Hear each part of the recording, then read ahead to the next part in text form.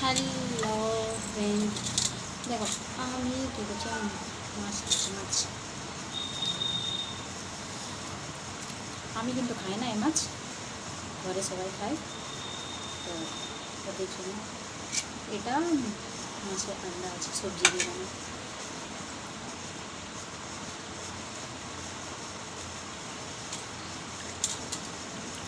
আমি খাই না খাই কোনো ব্যাপার নেই, কিন্তু অন্য কেউ খায় তো তাদের জন্য তো বানাতে হবে না।